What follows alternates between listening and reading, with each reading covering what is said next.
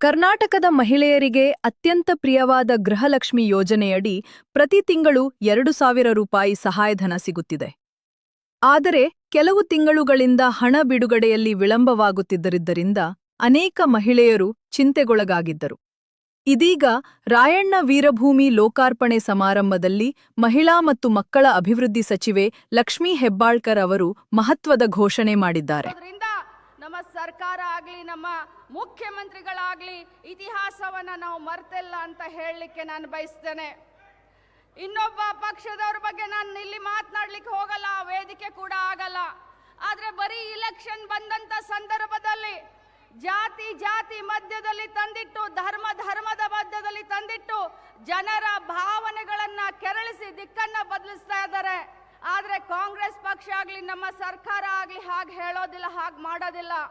Election ಪೂರ್ವದಲ್ಲಿ ನಾವು ಜನರೊಟ್ಟಿಗೆ ಏನು ಭರವಸೆಯನ್ನ ಕೊಟ್ಟಿದ್ದೇವೋ ಇಲೆಕ್ಷನ್ ಆದ ಮೇಲೂ ಕೂಡ ನಾವು ಜನರೊಟ್ಟಿಗೆ ನಾವು ನಿಂತಿದ್ದೇವೆ. ಇಲ್ಲಿ ಇವತ್ತು ಇಷ್ಟೊಂದು ಸಂಖ್ಯೆಯಲ್ಲಿ ನಾನು ಮಹಿಳೆಯರನ್ನ ನೋಡಲಿಕ್ಕೆ ಸಾಧ್ಯವಾಗ್ತಾ ಇದೆ.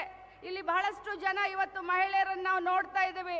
ಎಷ್ಟು ಜನರಿಗೆ ಗೃಹಲಕ್ಷ್ಮಿ ಹಣ ಬಂದಿದೆ ಅಂತ ಒಂಚೂರು ನಮ್ಮ ಮುಖ್ಯಮಂತ್ರಿಗಳು ನೋಡಬೇಕು. ಎಷ್ಟು ಜನರು ಬಂದಿದೆ ಕೈ ಎತ್ತಿ ನೋಡೋಣ. ಇವತ್ತು ಬರಬೇಕಾದ್ರೆ ಮುಖ್ಯಮಂತ್ರಿಗಳು ಹೇಳಿದ್ರು ನನಗೆ, ಅಮ್ಮ 2 ತಿಂಗಳದ ಹಣವನ್ನ ನಾನು ಬಿಡುಗಡೆ ಮಾಡಿದ್ದೀನಿ, ಬೇಗ ಮತ್ತೆ ಹಾಕಿಬಿಡು ಅಂತ ಹೇಳಿದ್ರು ನನಗೆ. 2 ತಿಂಗಳದ ಹಣವನ್ನ ಬಿಡುಗಡೆ ಮಾಡಿದ್ದೀನಿ, ಮತ್ತೆ ಹಾಕಿಬಿಡು ಅಂತ ಹೇಳಿದ್ರು.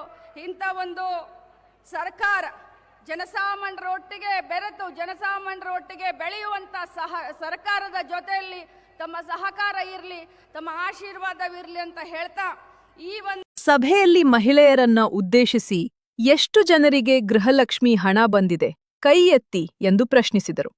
ಹಲವು ಮಹಿಳೆಯರು ಸಂತಸದಿಂದ ಕೈ ಎತ್ತಿ ತಮ್ಮ ಅನುಭವ ಹಂಚಿಕೊಂಡರು.